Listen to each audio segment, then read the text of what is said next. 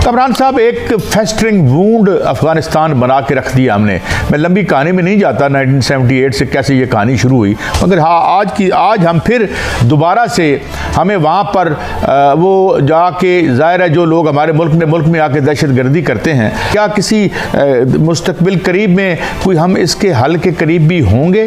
तालिबान हैं, उनके लीडर नूर वली महसूद, जिन्होंने पता नहीं कितने हजारों पाकिस्तानियों का कत्लेआम किया, उनको एक बहुत ही एक्सपेंसिव कार गिफ्ट की गई। और वो एक्सपेंसिव गिफ्ट किसकी तरफ से किया गया? उस वक्त के पाकिस्तान के स्पाई मास्टर से वो कार लेक्सस दी। अफगानिस्तान के साथ एक लड़ाई हुकूमत ने छेड़ दी है। याद रखें, पाकिस्तान की हुकूमत अफगानिस्तान से लड़ना नहीं चाहती और ना ये लड़ाई बनती है।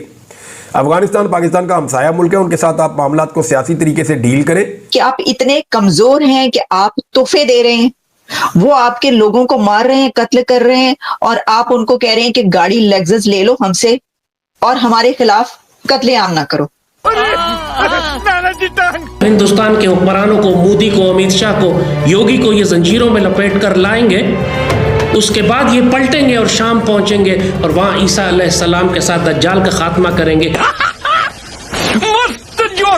और वो बदले की बात कर रहे हैं, तो ये खित्ते के अंदर पाकिस्तान अपना एक नया दुश्मन पैदा कर रहा है और इसके लिए बयानियां बनना भी शुरू हो गया है। मिसाल के तौर पे जैद हामिद, वो लाल टोपी वाले, 2-4 और लोग हैं इस तरह के, ये पहले हमें बयानियां बेचते थे पाकिस्तान को कि पाकिस्तानी फ़ौज जो है वो मकबूजा कश्मीर को फतह करेगी, दिल्ली को फतह करेगी और जेरूशलम को फतह करेगी। अभी इन्होंने फ़ौज का रुख बदल दिया है इन्हीं तजियाकारों ने और कौम को एक नया चूरन देना शुरू किया है कि अब काबुल और कंधार की तरफ ये फ़ौज जाएगी और यहाँ पे वो ऑपरेशंस करेगी। ये जनरल बाजवा साहब ने भी और इमरान खान दोनों का ये था कि ये अगर सेटलमेंट हो जाए और ये लोग आके बस जाएं तो ये बड़ी अच्छी बात होगी और ताकि हमारी लड़ाई से जान छूटे। बाजवा साहब ने मुझे अच्छी तरह याद, उन्होंने कहा कि यार एक पूरी जनरेशन से हमने लड़ लिया है, अब अगली जनरेशन से भी लड़ना है। आपको किसी जगह लड़ने के लिए, जंग के लिए भेजा जाए और पीछे से आपको कह दिया जाए कि अब आप अकबल बंदोबस्त के ऊपर है, आपके लिए कोई इमदाद, कोई सपोर्ट, कोई कुमक नहीं आएगी, आप फैसला करें, आपने लड़ना है, आपने मरना है, आपने हथियार डालने हैं। अफगानिस्तान जो है वो इंडिया से खुलेआम मदद मांग रहा है कि आप पाकिस्तान के साथ इस जंग में हमारी मदद करें ताकि हम इस जंग में पाकिस्तान को उलझाए रखें और आप पीछे से पूरे के पूरे कश्मीर पर कब्जा कर लें। ये बड़ी खौफनाक बात है, ये छोटी बात नहीं है, इसलिए उनको इसकी इजाजत नहीं दी जा सकती। अशरफ गनी और हामिद करज़ई के दौर में ताल्लुकात इतने खराब नहीं थे जितने आज खराब हैं। पाकिस्तान और अफगानिस्तान के ताल्लुकात जो हैं इतने कशीदा हैं कि बहुत सी गलत खबरें भी चल रही हैं कि पाकिस्तान ने वाखान के इलाके पर कोई कब्जा कर लिया है। जनरल न्याजी एक कंट्रोवर्शियल आदमी था, वो एक कमांडर है सिर्फ एक, ठीक है, वो कमजोर भी था, वो शराबी भी था, लेकिन वो पूरी पाकिस्तान आर्मी को रिप्रेजेंट नहीं करता। यानी कोई ना कोई इन्होंने कौम को चूरन दिया हुआ होता है। ये जो आपके तजियाकार हैं वो लाल टोपी वाले जो है हमारे जैद हामिद साहब है, दीगर कुछ और लोग हैं, यानी मेरी समझ से बाहर है कि इन्होंने किस तरफ लगाया हुआ है लोगों को। मामला यह है कि हमने क्या अमन के साथ नहीं रहना। कमरान साहब, एक फेस्टरिंग वूंड अफगानिस्तान बना के रख दिया हमने। मैं लंबी कहानी में नहीं जाता 1978 से कैसे ये कहानी शुरू हुई, मगर हाँ आज हम फिर दोबारा से हमें वहाँ पर वो जाके ज़ाहिर है जो लोग हमारे मुल्क में आके दहशत गर्दी करते हैं, क्या किसी मुस्तकबिल करीब में कोई हम इसके हल के करीब भी होंगे? जनाब कमरान यूसुफ साहब। बहुत शुक्रिया। आई थिंक जो सबसे बड़ा इसमें हमारे लिए जो सिचुएशन ये अनफोल्ड हो रही है, मेरा नहीं ख्याल कि जो हमारे फैसला साज है उन्होंने ये तवक्को की थी कि जब अफगान तालिबान अगस्त 2021 में दोबारा इक़्तिदार में आए थे, हमारी तवक्को यही थी कि क्योंकि अफगान तालिबान के साथ हमारे बड़े तारीखी तौर पर अच्छे ताल्लुकात रहे हैं, बल्कि यहाँ पर ये इल्ज़ाम लगता रहा है कि अफगान तालिबान तो हमारे प्रॉक्सी हैं, और हमारी तवक्को यही थी कि अनलाइक हामिद करज़ई और अशरफ गनी की हुकूमत के, अफगान तालिबान की हुकूमत में हमारे लिए जो वेस्टर्न हमारा बॉर्डर है वहाँ पर हालात बेहतर होंगे। TTP और जैसे जो दूसरे ग्रोह हैं वो अफगानिस्तान की सरजमीन इस्तेमाल नहीं कर सकेंगे। लेकिन उसके बरक्स आज जो मैं पाकिस्तान अफगानिस्तान के ताल्लुकात को कई अर्से से फॉलो कर रहा हूँ, अशरफ गनी और हामिद करज़ई के दौर में ताल्लुकात इतने खराब नहीं थे जितने आज खराब हैं। पाकिस्तान और अफगानिस्तान के ताल्लुकात जो हैं इतने कशीदा हैं कि बहुत सी गलत खबरें भी चल रही हैं कि पाकिस्तान ने वाखान के इलाके पर कोई कब्जा कर लिया है। हकीकत क्या है, क्या ऐसा है? नहीं, बिल्कुल ये इसमें कोई हकीकत नहीं है। जो वाखान रादारी है और कॉरिडोर है और ये खबरें सोशल मीडिया से ही उठी, और जो मेरी मालूमात हैं पाकिस्तानी हुकाम से मेरी जो बात हुई, जो पाकिस्तान के फिजाई हमलों के बाद दोनों मुल्कों के दरमियान सरहद के ऊपर एक्सचेंज ऑफ फायर हुआ, उस पर भी अफगान तालिबान और उनसे जुड़ा जो सोशल मीडिया है ये प्रोपेगेंडा करने की कोशिश की कि पाकिस्तान को बड़ा नुकसान हुआ। हकीकत ये है कि जो मेरे पास मालूमात हैं और पाकिस्तानी हुकाम का ये कहना है कि अफगान तालिबान का बहुत ज्यादा नुकसान हुआ है, लेकिन पाकिस्तान उनको एम्बेरस नहीं करना चाहता था। और एक असेसमेंट हमारी यही है कि उससे तवज्जो हटाने के लिए अफगान तालिबान की हुकूमत ने, ये किसी ने शोशा छोड़ा कि पाकिस्तान वाखान जो राहदारी है उस पर कब्जा करने की तैयारी कर रहा है या उस पर कब्जा कर लिया है।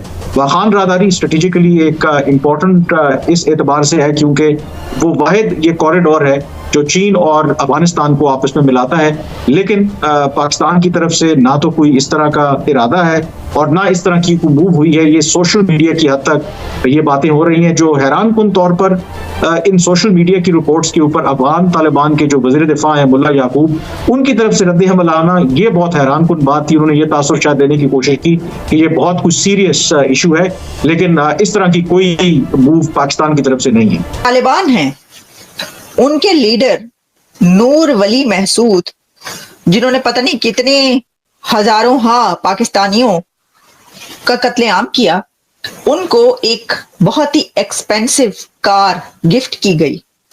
और वो एक्सपेंसिव गिफ्ट किसकी तरफ से किया गया? उस वक्त के पाकिस्तान के स्पाई मास्टर या पाकिस्तान की गवर्नमेंट, और यानी एक के पाकिस्तान की तरफ से वो कार लेक्सस नूर वली महसूद को दी गई। ये तो खबर सुन के जो है ना वो 14 तबक रोशन ही हो गए मेरे कि ये मैं क्या सुनने को मिल रहा है। तो ये कहां पर खबर चली है, पहले हम आपके सामने ये रखेंगे कि ये क्या कहा जा रहा है। लेकिन देखिए, ये बात याद रखिए, मैं जो अपना तज्जिया करूंगी उसमें मैं आपको ये बताऊंगी कि ये क्या है, ऐसा क्यों हुआ। ये आप देख रहे हैं, ये जो मनुष्य शक्ल आपको नजर आ रही है, ये नूर वली महसूद साहब हैं और इनको गाड़ी दी गई, और वो गाड़ी जो है वो लेक्सस है, बहुत कीमती।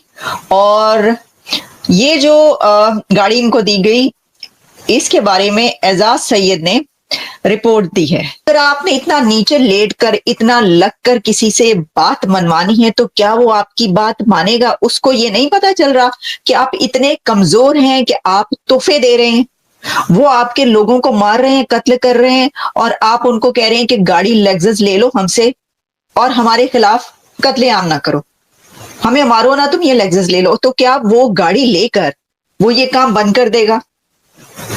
ये है वो वही जो पुरानी गंदी आदतें होती हैं कि तोहफे तहाइफ देकर अपने काम निकलवाने की। तो ये तो दफ्तरों में क्लैरिकल स्टाफ तक तो ये चलता है, मिठाई खिला दी और अपने काम करवा लिया। लेकिन अगर आपकी फॉरेन पॉलिसीज में। नमस्कार दोस्तों, स्वागत है आप लोग का हिंदुस्तान स्पेशल के एक और नए वीडियो में। दोस्तों, पाकिस्तान और तालिबान अफगानिस्तान के बीच में जो युद्ध चल रहा है वो तो लगातार आप लोग देख ही रहे होंगे, लेकिन अब एक और बहुत बड़ा नया मोड़ आया है।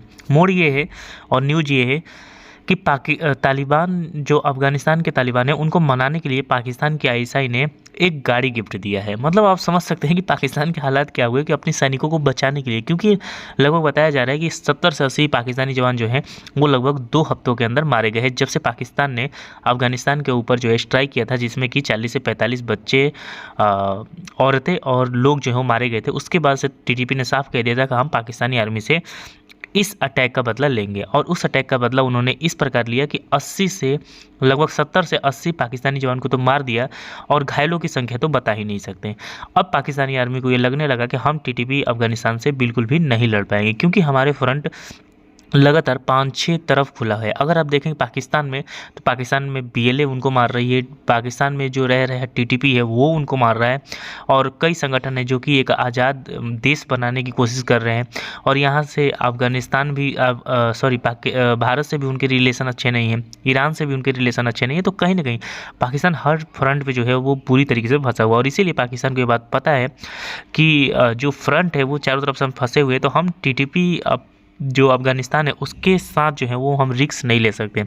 और इसीलिए बताया जाता है कि जो टीटीपी अफगानिस्तान है उसको मनाने के लिए आईएसआई ने ये गाड़ी दी है। मतलब ये हरकत पहली बार जो है पाकिस्तान ने किया है। इससे पहले तो मैंने कभी नहीं सुना कि किसी को मनाने के लिए, अपनी जान बचाने के लिए इस तरह का जो रवैया है वो किसी के देश के किसी आर्मी के द्वारा किया जाता है, और वो भी वो आर्मी जिसके लिए पाकिस्तान की पब्लिक कहती है कि वो दुनिया की नंबर 1 आर्मी है। आपने कभी भारत के आर्मी के साथ ऐसा कभी नहीं देखा होगा।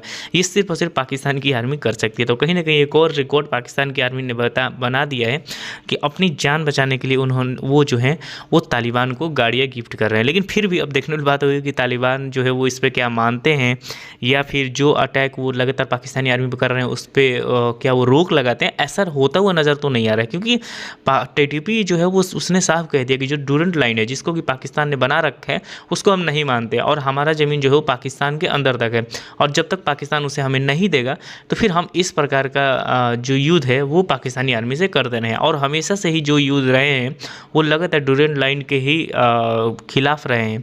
दोस्तों तालिबान ही नहीं, पिछली जो गवर्नमेंट थी वो भी डूरंट लाइन को नहीं मानती। तो अफगानिस्तान शुरू से ही पाकिस्तान का डूरंट लाइन नहीं मानता है, और उसमें पाकिस्तान ने जिस तरीके से वहाँ पे अटैक किया उसके बाद से तो पूरी जो तालिबान है वो गुस्से में था। तो अब देखने वाली बात है कि आने वाले दिनों में क्या होता है। लेकिन जिस प्रकार की हरकत पाकिस्तानी आर्मी ने किया है कहीं ना कहीं पूरी दुनिया में एक मजाक का कारण बन रहा है, और अब पाकिस्तानी जो है वो उनको शर्म आ रहा है कि हम कैसे यही आर्मी को, यही आईएसआई को दुनिया की नंबर 1 आईएसआई और आर्मी कहते थे। तो दोस्तों बस आज वीडियो में इतना ही।